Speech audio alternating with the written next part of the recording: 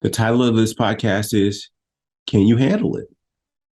This is inspired by my man, author, inspiration, teacher, Michael Singer. He's the author of The Untethered Soul, as well as The Surrender Experiment, and most recently, Living Untethered. Oh man, game-changing book. If you haven't listened to it on Audible, listen to it and embrace it and start practicing it. It is a game changer that has expedited, the positive effects of doing the practice. And what he talks about, he gives a couple examples, about here you are, on this path of living life.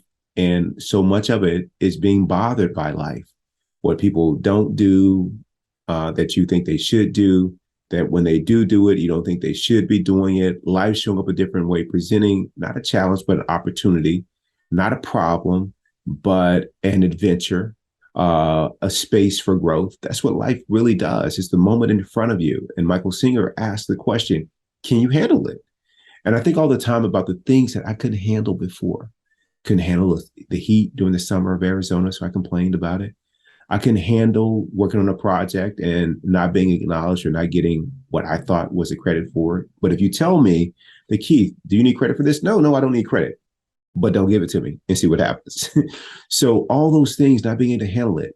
I remember that I used to have this pet peeve as Keith 1.0, that when I would open the door, let's say at a restaurant, and for someone else to walk in, and they would walk in without saying thank you, I would have a fit over that.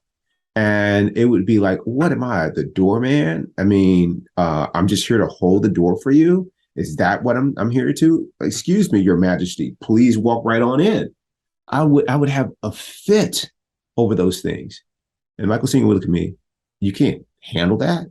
Like, I thought you were doing this because you were a kind person. You didn't need the payoff on the other side of them thanking you for holding the door. No, you hold the door because that's who you are. You hold the door for people. You don't need the payoff of them saying thank you.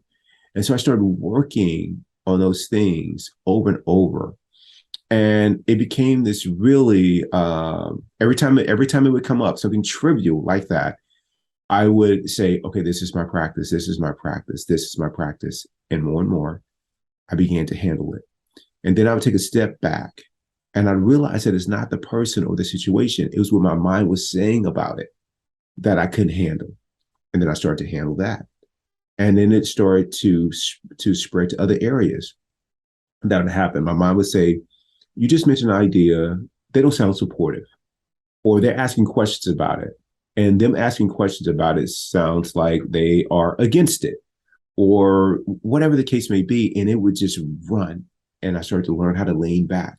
And it's a leaning back of not listening to my mind, not getting involved with that, not being bothered by it, but seeing that it was a practice in that particular event that was unfolding. The event itself and what my mind was saying about it, there was a practice there. And when I did, I began to handle more and more, more and more. People saying things about you. May be true, may not be true. Can you handle it? I think I can handle it.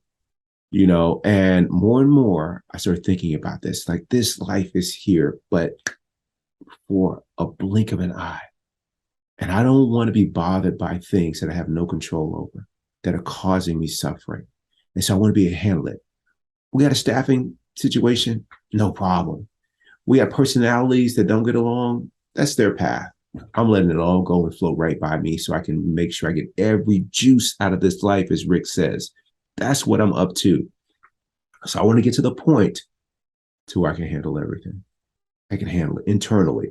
Now, if something physically happens, that's a different story. I will take the appropriate action to be safe, and hopefully not experience any kind of physical harm.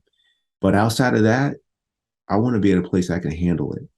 Being able to handle it doesn't mean that you don't do something about it. But whatever action you do take, it is rooted in inner peace. And then the action you take is more likely to be intelligent action and to be more effective. And so that's where I'm trying to be. So to do that, I got to be able to handle things. I've said this in presentations because I was inspired by what Michael Singer says. He says that if there is an accident where there's physical harm and injury and you're bleeding, you know who you want attending to you? A medical provider, a doctor, a nurse, a emergency response person who can handle the sight of blood. You want them to be able to handle that. And that's what I want too. You're in an operating room and things aren't going the way that you think you should. I need somebody who can be calm and handle that. Wherever you may be, whatever you're doing, you want to be able to handle it. Get a phone call about your child at school. There's something that's happened. I need you to be able to handle that. Your child certainly needs you to be able to handle that. Your significant other said they need to talk to you. And your mind starts talking about, oh God, here we go again. No, be able to handle that and stay calm as they share with you. Do that. You don't get validation from the people who are your loved ones or your peers. Can you handle somebody not telling you good job for everything you do?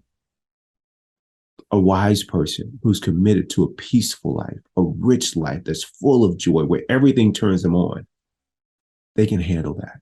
And so I ask you, whatever's bothering you, can you handle it? Traffic, driving, people driving a way that you think that they should not even have a license. Can you handle that? I think you can. And if you can't, either start practicing it so you can, or just continue to suffer. The choice is yours. For me, I am working to be able to handle it. And so far, so good. And when the next thing shows up, that will become my practice.